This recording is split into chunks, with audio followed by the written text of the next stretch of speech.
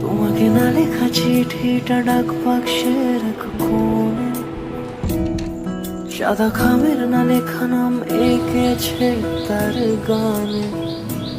Good morning everyone. আজকে রবিবার, আর রবিবার মানেই মাংস ভাত। তো আজকে ভেবেছিলাম বাড়িতে রান্নাবান্না কিছু করব না, বাপের বাড়িতে যাব। সকালবেলা আমার অনেক কাজ রয়েছে। আজকে ভেবেছি রবিবার আছে যখন ঘরদোর সমস্ত কিছু ডিপ ক্লিনিং করব। অনেক ঝুল নোংরা চারিদিকে আর কি হয়ে রয়েছে, দেয়ালগুলোতে ধুলো পড়ে গেছে। অনেক দিন হয়ে গেছে আমি ঘরদোর ডিপ ক্লিনিং করি না। বাবায়ের সকালবেলা পড়া ছিল, পড়েও এখন চলেও এসছে। এখন বাজে সকাল 10টা, বোধহয় 10টা এখনও বাজেনি, 9টা সাড়ে 9টা হবে হয়তো। তো আমি এই ঘরের বিছানাটা তুলে নিলাম, চাদরটা তুলতে হতো, তবে আজকে কাচবো না ভেবে এই চাদরটা তুলে নিই, কালকে দেখি তুলবো। আজকে ভেবেছি ঘরের কাজকর্ম করে ঘরদোর পরিষ্কার পরিচ্ছন্ন করে বাপের বাড়িতে যাব, গিয়ে খাওয়া দাওয়া করব। কিন্তু সেটা আর আমার কপালে হয়নি। কেন হয়নি, কী বৃত্তান্ত, সমস্ত কিছু এই ব্লগে বলবো তোমাদের।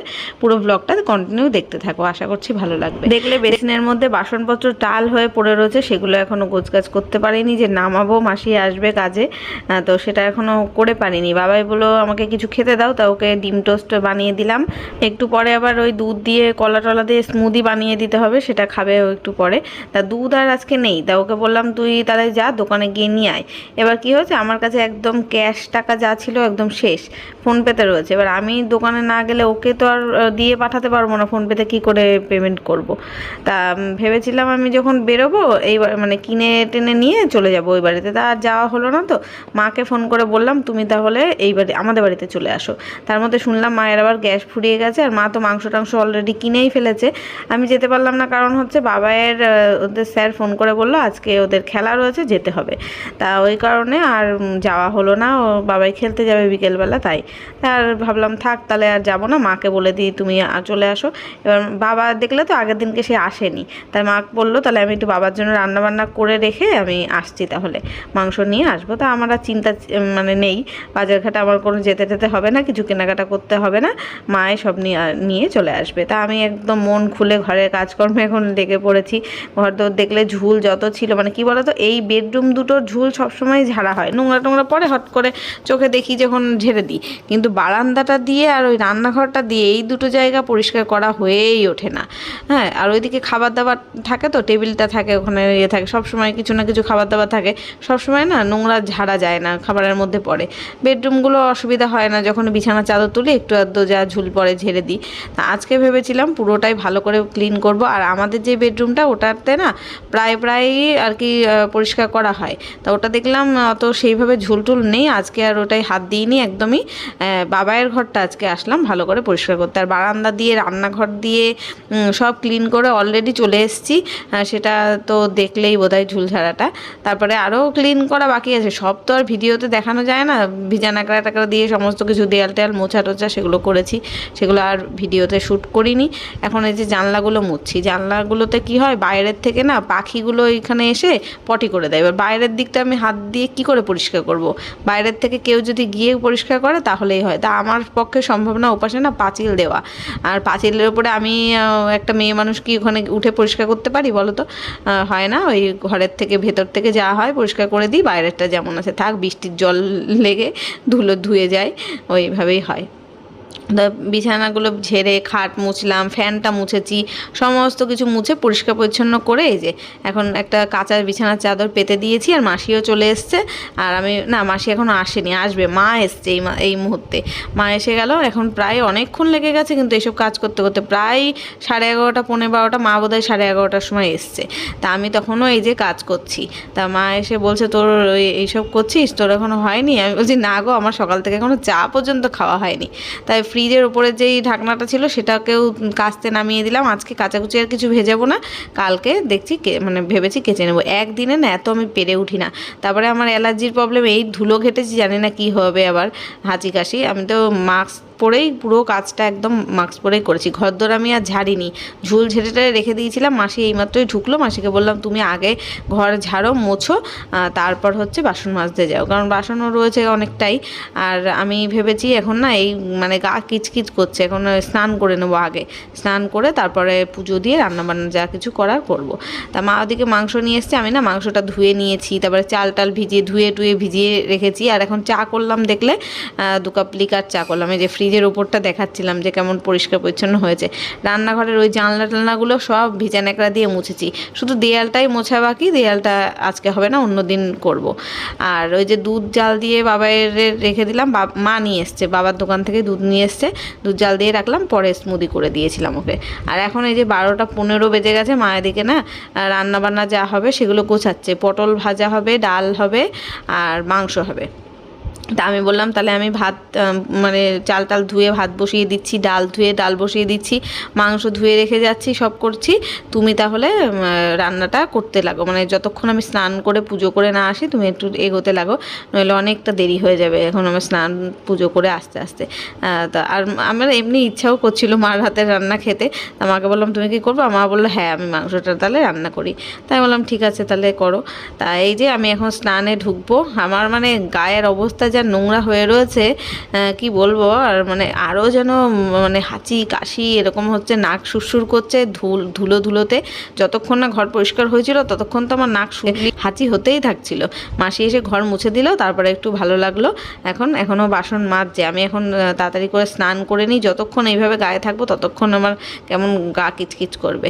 আর এই যে ঠাকুরের বাসন মাজা, ফুল তোলা সবই হয়ে গেছে। এখন জাস্ট ফুলটা মা এসেই তুলেছে, আর ঠাকুরের বাসনটা আমি মাজতে যাচ্ছিলাম, মা বললো থাক আমি মেজে দিচ্ছি, তুই স্নান করে আয় তাড়াতাড়ি। আর এই যে বালিশগুলো সব বাইরে রোদে মেলে দিয়েছি। এখন বেশ ভালো রোদ রয়েছে, কিন্তু আকাশটা দেখো কি সুন্দর লাগছে, দেখো নীল আকাশ, সেই দুর্গাপুজোর সময় শরৎকালে হয় না সেরকম। যদিও আজকে কিছু কাচিনি, এই যদি প্রথম থেকে জানতাম যে আজকে আর যাওয়া হবে না তাহলে আমি সকালেই ওই চুবিয়ে দিতাম সার্ফে, তাহলে কেচে নিতে পারতাম। তা অত একবারে আর করলাম না, খাটনি আমারই হয়ে যাবে। এখন এই যে স্নান করে চলে এসেছি, ফুল তো একদম অল্প হয়েছে। আর ধূপকাঠি আনালাম বাবাইকে দিয়ে, ধূপকাঠি নকুলদানা সব এখন শেষ, মাসের শেষ না, আনতে হবে সব। পুজো দেবো, মা ওদিকে রান্নাবান্না করছে। এই আমি স্নান করতে গেছিলাম তখন একবার ঝমঝমিয়ে বৃষ্টি আসলো, বাইরে রোদে দিয়েছিলাম, সব তুলে নিয়ে আসলাম তাড়াতাড়ি করে গিয়ে। আর এখন দেখো আবার রোদ উঠেছে, দেখো বৃষ্টি পড়েছে দেখতে পাচ্ছ, তাবু পুরো ভেজা জল জল হয়ে রয়েছে। আর রোদের তাপটা এখন দেখো কেমন কড়া রোদ উঠেছে। এই হচ্ছে সকাল থেকে একবার বৃষ্টি একবার রোদ। ঘরদোর ঝুলটুল ঝেড়েছি না, ঠাকুরের আসনটা এখন পরিষ্কার করতে হবে। ঠাকুরের আসন পরে ধুলো সব পড়েছে, সব মুছতে হবে। ঠাকুরের আসন নামিয়ে ঠাকুরগুলো মুছে তাই পুজো দেবো। অন্য দিন আমার পুজো দিতে হয়তো 5 থেকে 10 মিনিট লাগে, আর আজকে প্রায় আধা ঘন্টা লেগেছে। সব ঠাকুরের ফটোগুলোকে জল ন্যাকড়া দিয়ে মুছলাম, ঠাকুরের আসনটাকে মুছেছি, পরিষ্কার করেছি, সব ঠাকুরগুলো আর কি মুছেছি, পরিষ্কার করে তারপরে পুজো দিলাম। তো একদিকে ভালোই হয়েছে, আমার দেরি হচ্ছে অসুবিধা নেই, মা রয়েছে বলে মা ওই দিকটা সামলে নিতে পারছে। আর নাই আজকে যে কটার সময় স্নান খাওয়া দাওয়া করতাম, মানে কখন যে রান্না হতো কখন খেতাম জানি না।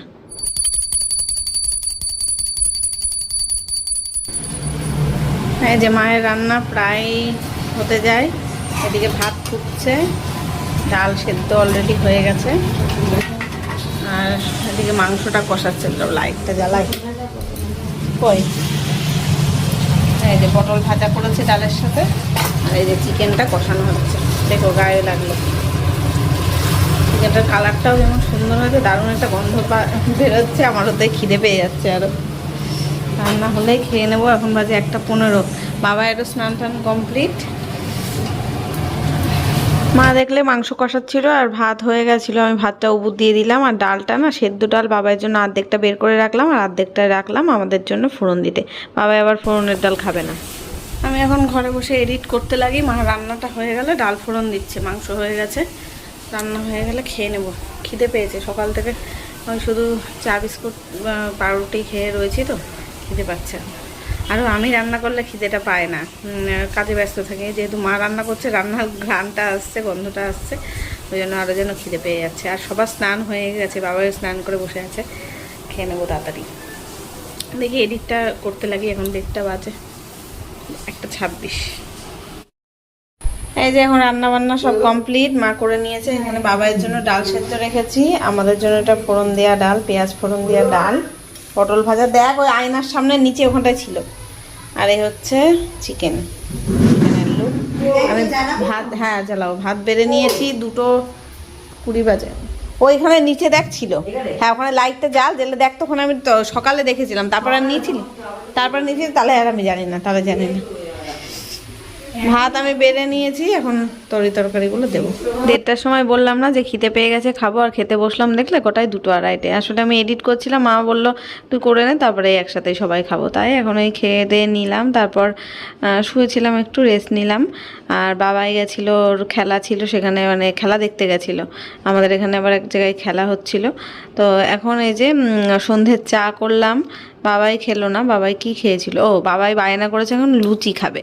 তা দোকান থেকে গিয়ে বাবাই গিয়েই নিয়ে এসে দিল ময়দা। তা এখন মা ওই যে ময়দাটা মাখছে, একটু লুচি করে দিয়ে। আমার তো সে কড়াটা হয় না লুচি খাওয়া, মানে যখনই মার বাড়িতে যাই তখনই খাওয়া হয়।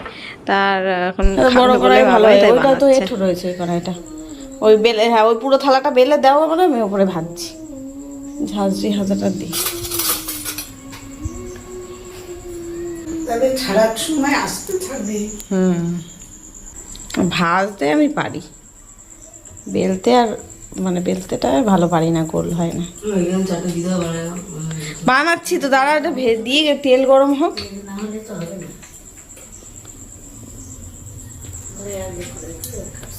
দাঁড়া, তেল না গরম হলে লেগে যাবে না নিচে।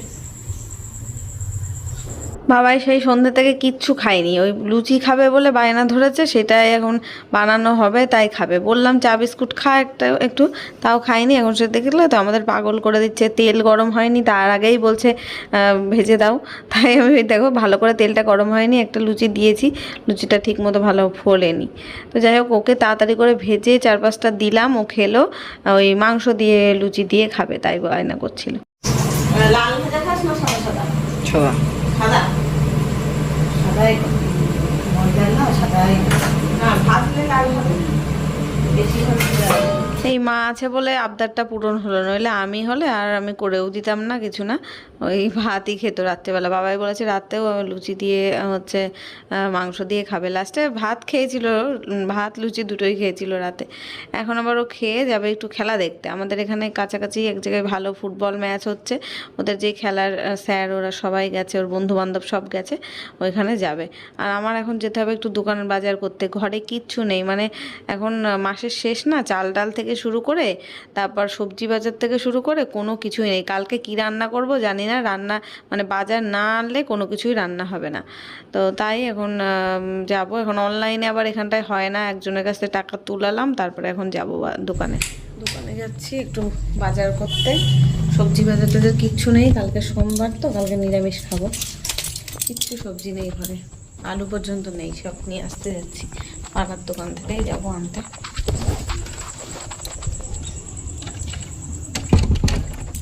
মা রয়েছে, মাকে বললাম থাকো রাতটা, সকালে চলে যাবো।